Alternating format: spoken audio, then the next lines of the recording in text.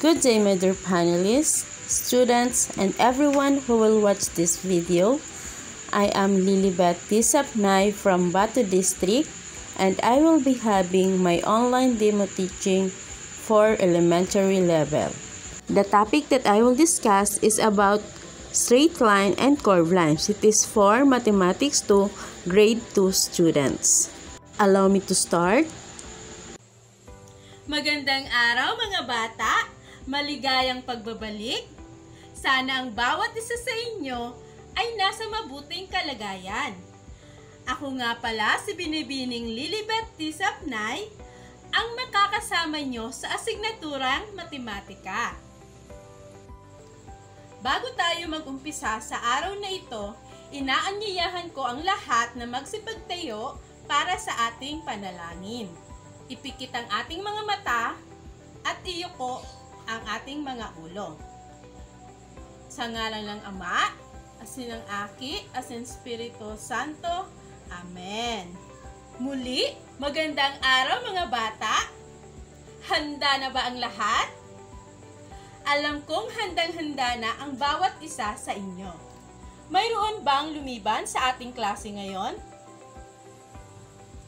Mahusay at maganda ang pinapakita na kayo ay masipag pumasok at kayo ay handang matuto. At dahil dyan, tapikin mo ang iyong katabi at sabihing, masaya ako at ikaw ay narito. Magaling! Palakpakan niyo nga po ang inyong mga sarili. Ngayon, balikan natin ang ating aralin kahapon. Punan ng kasunod na prutas o gulay ang pattern. Dito sa unang pattern, mayroon tayong mga prutas. Mayroong mangga, mansanas, at mangga. Ano sa tingin nyo ang kasunod na prutas? Luisa? Magaling! Ito ay mansanas. Sa pangalawang pattern, ano sa tingin nyo ang kasunod na gulay? Tama! Ito ay carrots. At sa pangatlong pattern, ano sa tingin nyo ang tamang sagot? Mahusay! At dito sa pang-apat, ano sa tingin nyo ang sumunod na prutas? Magaling! Ito ay strawberry. May nakakain na ba sa inyo ng strawberry? Mahusay! Masarap ba ang strawberry?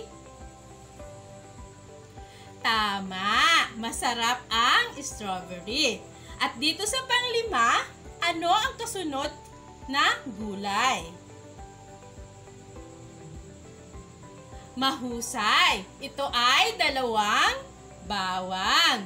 Palakpakan ng ating mga sarili dahil tama ang inyong mga sagot. Ngayon, dumako na tayo sa ating bagong aralin. Pero bago tayo magsimula, mayroon muna akong itatanong sa inyo. Ito ay isang sasakyan na may 3 gulong. Ano ito? Tama, ito ay tricycle. Nakasakay na ba kayo ng tricycle? Magaling! Mga bata, gusto nyo bang makarinig ng kwento? Magaling! Ang kwentong ito ay pinamagatang Nahuli sa Klase. Isang araw, maagang nagising si Rico. Hinanda niya ang kanyang mga gamit at nang nakaayos na ay sumakay na sa tricycle. Dumaan ang tricycle sa tuwid na daan. Ang kanyang kaklase na si Mia naman ay nahuli ng gising. Naglaro kasi ito kagabi at napuyat. Dali-dali itong nag-ayos at nang natapos ay sumakay na sa tricycle. Sa kanyang pagmamadali, di niya namalayan na ang tricycle na kanyang nasakyan ay dumaan sa pakorba na daan. Pagpasok sa silid-aralan, may nahuli sa kanilang dalawa. Naintindihan po ba ang kwento? Magaling! Ngayon, sino ang nahuli sa klase? Tama! Si Mia. Bakit kaya nahuli si Mia? Magaling! Ano ang katangiang pinapakita kung ikaw ay maagang pumapasok? Tama! May sagot pa ba ang iba? Magaling! Sa tingin nyo, ano kaya ang pagkakaiba ng 200? Tama! Ang unang daan ay tuwid at ang pangalawang daan naman ay pakorba. Magaling mga bata! Ano ang tawag natin sa tuwid na linya? At ano naman ang sa pakorbang linya? Tama! Ang tuwid na linya ay straight line at ang pakorbang linya naman ay curved lines. Si Rico ay dumaan sa straight line, habang si Mia naman ay dumaan sa curved line. Base sa kwentong ating napakinggan, ano sa tingin nyo ang ating aralin ngayong araw? Magaling! Ang ating aralin ay tungkol sa straight lines at curved lines. Mayroon akong ipapakita sa inyong mga halimbawa ng straight lines at curved lines. Pero bago ako magbigay ng halimbawa, maaari mo bang basahin, Marian, ang ating mga layunin? Maraming salamat, Marian! Tukuyin kung ang mga sumusunod na guhit ay straight line or curved line. Okay, Lawrence, pakipangkat nga kung alin dyan ang mga straight lines. At ikaw naman, Lisel, kung ano dyan ang mga curved lines. Magaling! Ang iyong sagot, Lawrence at Lisel, ay tama. Ngayon, ating alamin kung ano nga ba ang ibig sabihin ng straight line at curved line.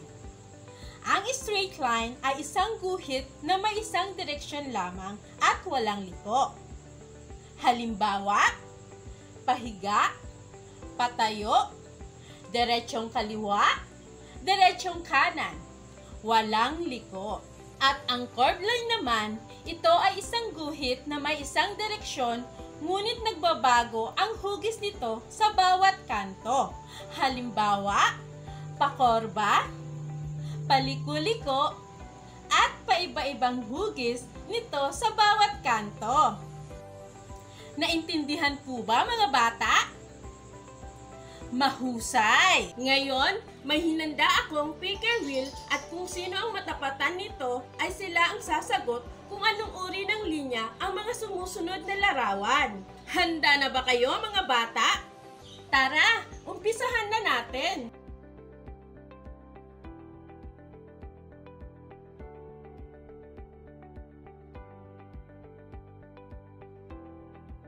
Okay, Luisa, ikaw ang napili ng ating picker wheel.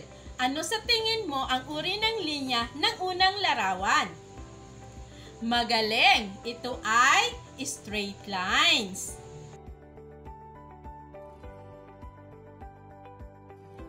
At sa pangalawang larawan, ikaw, Limuel, ang sasagot. Ano sa tingin mo ang uri ng linya ng pangalawang larawan?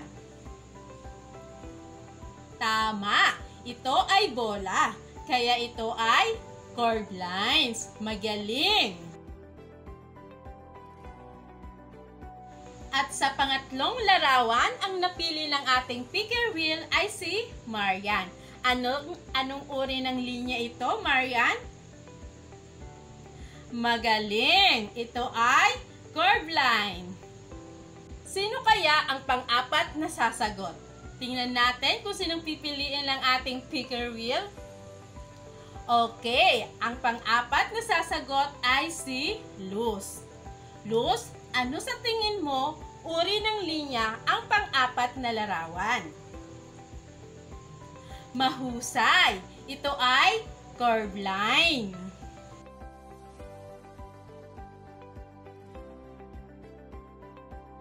At sa panglima, si Redford naman ang napili ng picker wheel. Redford, ano sa tingin mo ang uri ng linya ng panglimang larawan? Tama! Ito ay straight lines. Magaling mga bata! Ang inyong mga sagot ay tama. Kaya naman, bigyan nyo ang inyong mga sarili ng good job clap. 1, 2, 3, 1, 2, 3, good job! 1, 2, 3, 1, 2, 3, good job! Okay, magsipo na po ulit ang lahat. Ngayon naman, magkakaroon tayo ng pangkatang gawain. Pero bago natin gawin ito, basahin mo muna nga, Luz, ang ating mga pamantayan.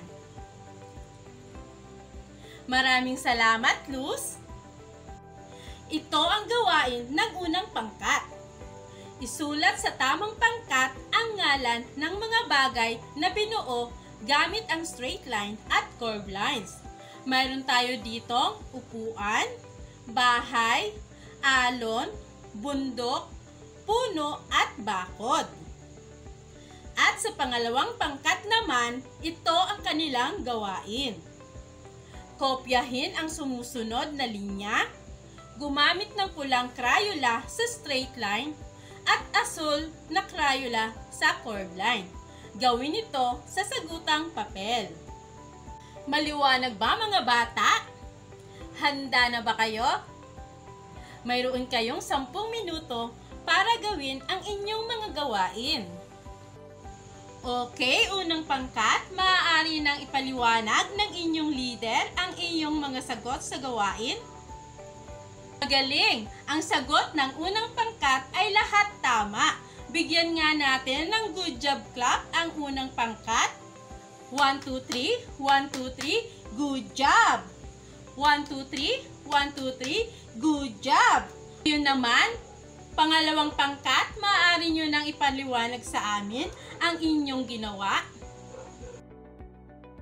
Mahusay! Maganda at maliwanag ang ginawa ng pangalawang pangkat. Kaya bigyan din natin sila ng good job clap. 1, 2, 3, 1, 2, 3, good job! 1, 2, 3, 1, 2, 3, good job!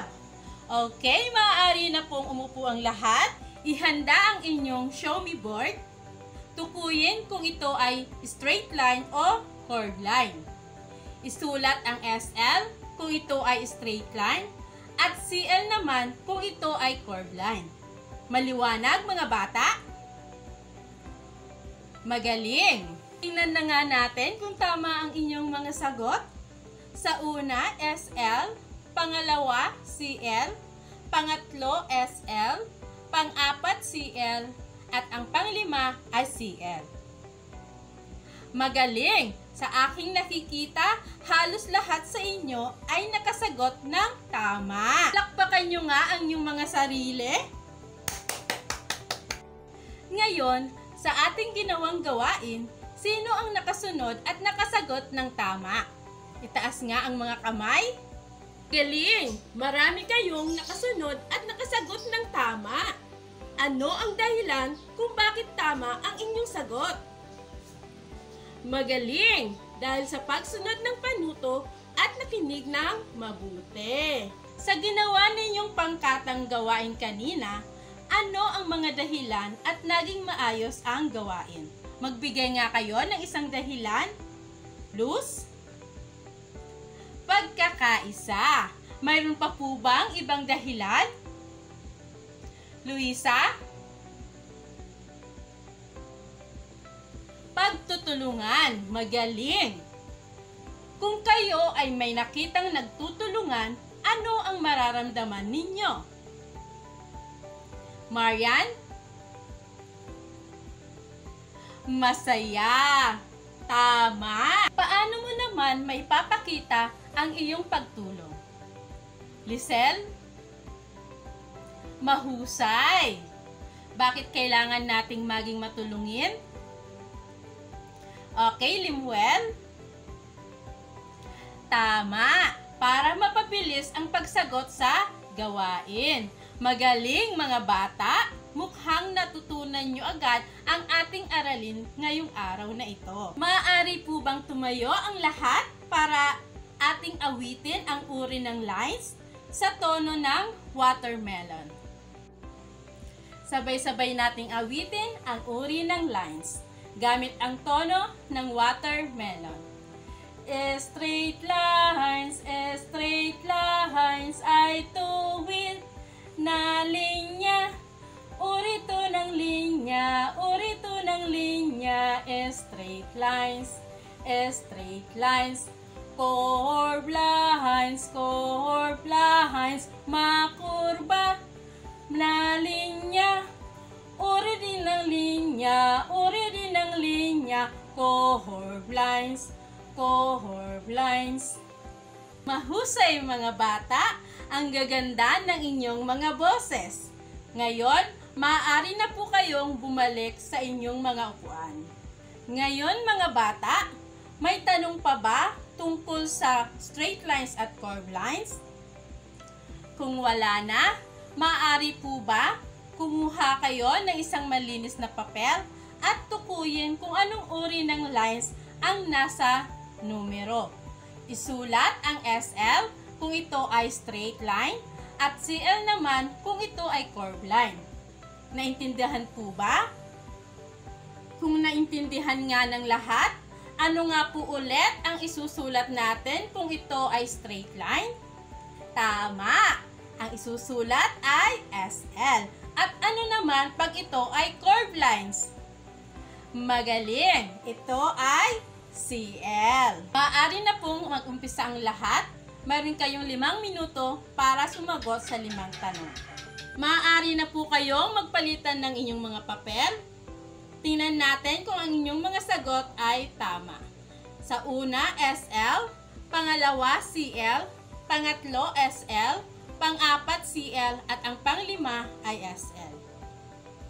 Tama ba ang sagot ng lahat? Magaling! Ngayon mga bata, bilang inyong takdang aralin, gumuhit kayo ng 5 straight lines at 5 curved lines sa inyong kwaderno. Naintindihan po ba? Magaling! Maraming salamat mga bata sa inyong pakikinig at aktibong partisipasyon sa ating aralin ngayong araw. Hanggang sa muli, paalam!